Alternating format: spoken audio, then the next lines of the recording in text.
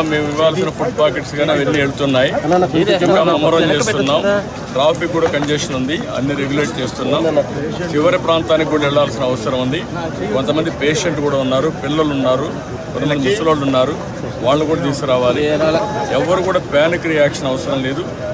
అందరూ ఓపిక పట్టండి. 1 గంట 2 గంటల్లో అందరం ఓపికగా ఉంటే ఇంకా తొందరగా పనులు అవుతాయి. అన్నీ చేస్తానని అప్పీల్ చేస్తున్నా. ఇక్కడే ఉంటా, కంట్రోల్ రూమ్ని యాక్టివేట్ చేస్తున్నా. ఎంతవరకు చేయగలుగుతామో అన్నీ చేసి అందరిని ఆదుకుంటాం. 110 పైన బోట్లు పనిచేస్తున్నాయి.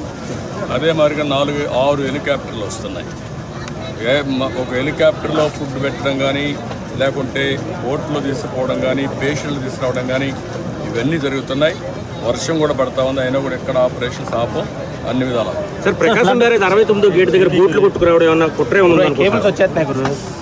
ఇవన్నీ ఇప్పుడు నేను అవన్నీ మాట్లాడను. ప్రతి ఒక్కదానికి మనం అవన్నీ మాట్లాడడం కరెక్ట్ కాదు. ప్రస్తుతం నా డ్యూటీ ఎట్టి పరిస్థితుల్లో కష్టాల్లో ఉండే ప్రజలను ఆదుకోవడం, వాళ్ళ ప్రాణాలు కాపాడుకోవడం, తక్షణ వాళ్ళకి కొంత సహాయం చేయడం అవసరం. అదే చేస్తాం. ఇంకా కూడా మనకు ఓవరాల్గా అక్కడే ఉంది. 11,40,000 క్యూసెక్స్ ఆఫ్ వాటర్ వస్తుంది. అది ఎప్పుడు రానంత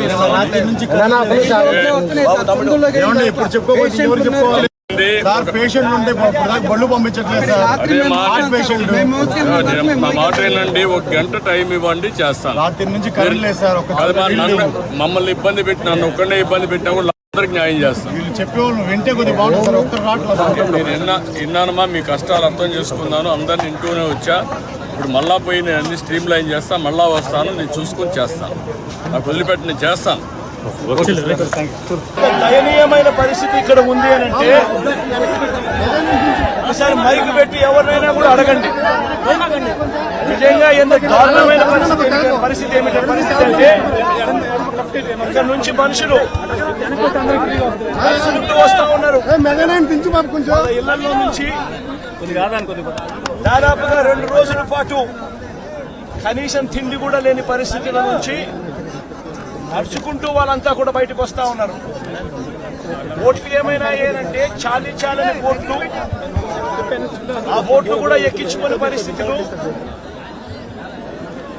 సందుల్లోకి బొందుల్లోకి పోని పరిస్థితి.